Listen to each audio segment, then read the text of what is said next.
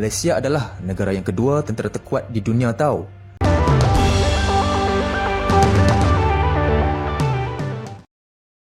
Assalamualaikum warahmatullahi wabarakatuh. Kembali lagi dengan kami di channel ini.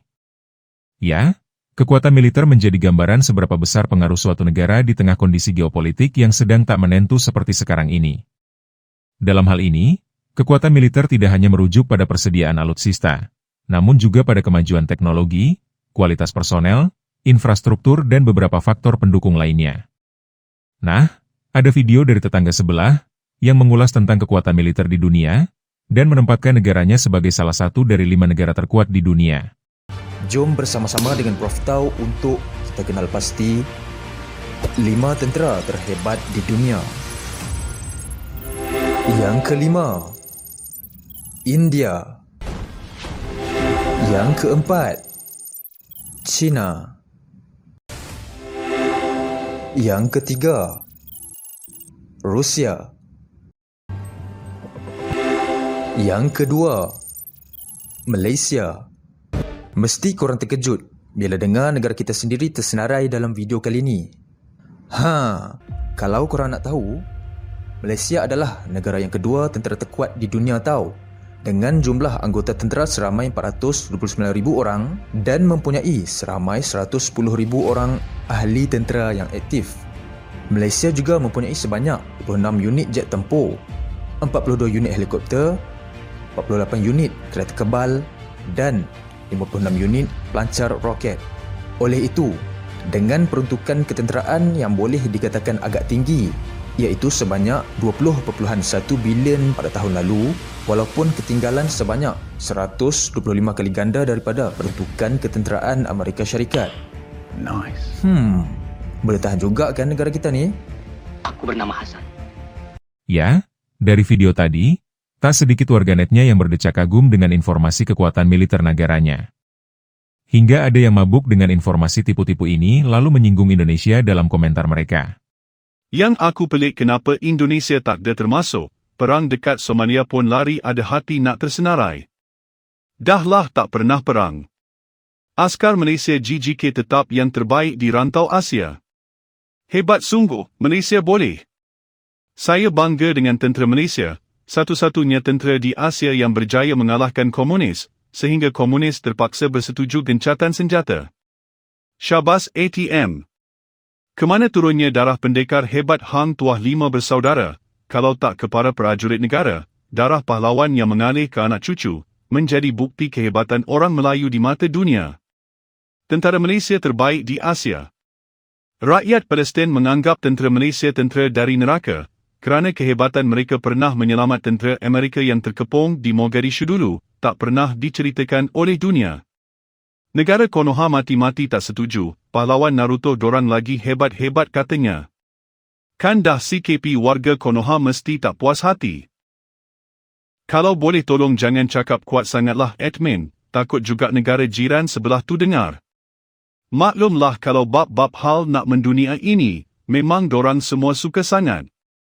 Selama ni dorang semua ingat tentera dorang hebat sesangat, tapi akhirnya tak masuk pula dalam senarai. Daripada sumber mana admin mendapat fakta dan menilai ranking kehebatan tentera di dunia? Admin mesti menyatakan sumber yang trusted dan dipercayai, bukannya membuat penilaian sendiri. Bukan tujuan saya untuk menidakan keupayaan tentera kita, tetapi kehebatan tentera bawang kita berperang di media sosial tidak sepatutnya dikatakan sebagai kehebatan ATM. Salah data fakta ni. Searching dulu data global firepower 5 tentera terkuat di dunia 2024. Jika tidak benar, tekan unlike untuk batalkan view anda. Kalau benar sesuai fakta, saya sokong channel ini. Jadilah rakyat Malaysia yang berinformasi, konten ini menjadi isu ketawa channel negara seberang. Kita merdeka pun dengan tanda tangan atas dokumen dengan penjajah Inggeris. Terimalah hakikat bahawa dari segi aset kekuatan ketenteraan, kita masih lemah jauh di belakang banyak negara di dunia ini.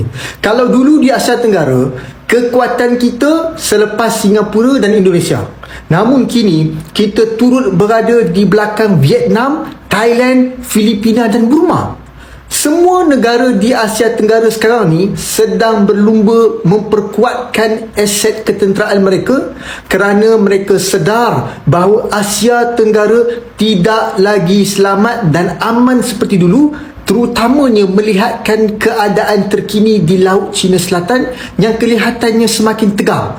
Anda kena ingat, kalau ada sebuah saja negara di Asia Tenggara yang berperang dengan negara asing, terutamanya dengan negara kuasa besar secara rasmi, maka impaknya adalah pada semua negara Asia Tenggara. Dan pada waktu itu, hanya kita jaga kita, kerana setiap negara akan memfokuskan keselamatan negara mereka sendiri. Lupakan bantuan daripada negara asing, kerana ianya bukan mudah. Memandangkan setiap negara yang nak bantu itu ada habuannya. Sekarang fikirkan pula, berapa ramai dalam kalangan kita yang nak jadi sukarelawan perang nanti? Kalau kita sanggup pun, persoalannya, adakah kita tahu bagaimana nak menggunakan senjata? Nak perang ni bukan setakat menembak. Sebab tu pada pandangan saya, PLKN wajib diadakan semula supaya tahu asas dalam pertahankan diri dan menggunakan alat senjata. Kita jangan berangan seolah-olah kita ni kuat hanya kerana tengok filem perang. Ya, dari komentar-komentar warganet sebelah, maka kita pun bisa menilai standar IQ-nya. Salah satunya adalah menelan bulat-bulat suatu informasi tanpa melakukan penelusuran. Misalnya melalui situs Global Firepower secara menyeluruh. Global Firepower merupakan sebuah situs yang selalu update peringkat militer setiap tahun, termasuk di tahun 2024 dan tahun 2025. Baru-baru ini GFP mengumumkan pemeringkatan negara dengan militer terkuat di dunia pada awal tahun 2025. Global Firepower menilai kekuatan militer dari berbagai negara di seluruh dunia. Penilaian ini didasarkan pada skor Power Index, yang terdiri atas 60 faktor, mulai dari kuantitas alutsista, kualitas dan kondisi peralatan, kondisi geografi, infrastruktur, ketersediaan personil, hingga kemandirian finansial dari militer tersebut. Sehingga dari indeks ini dapat dijadikan standar penilaian yang objektif dan adil. Dan ini pun bisa mendorong negara-negara lain, agar bisa bersaing dengan negara lain untuk memperkuat pertahanan negaranya. Skor Power Index dengan nilai 0 berarti kekuatan yang sempurna, yang secara realistis tidak mungkin dicapai negara manapun di dunia. Untuk itu, makin kecil skornya, makin kuat negara tersebut dalam hal kapabilitas bertarung. Namun salah satu hal yang menjadi kebanggaan warga negara tetangga, karena pasukannya pernah menyelamatkan personil tentara Amerika. Lalu menyinyir TNI dan ini yang dapat kita katakan bahwa orang yang superbia atau sombong. Mereka mengira pasukan-pasukan tentara dari negara lain termasuk Indonesia, tidak pernah saling menyelamatkan satu sama lain dalam tugas bersama untuk menjaga perdamaian. Namun beginilah orang-orang yang kecerdasannya overdosis, lalu muncul watak superbia. Nanti di saat ditertawakan oleh warganet lain, mereka mulai lari kemana-mana. Maka tak heran, jika warganya sendiri yang menilai bahwa kaumnya banyak yang mengidap denial syndrome. Oke, terima kasih sudah menonton video ini hingga usai.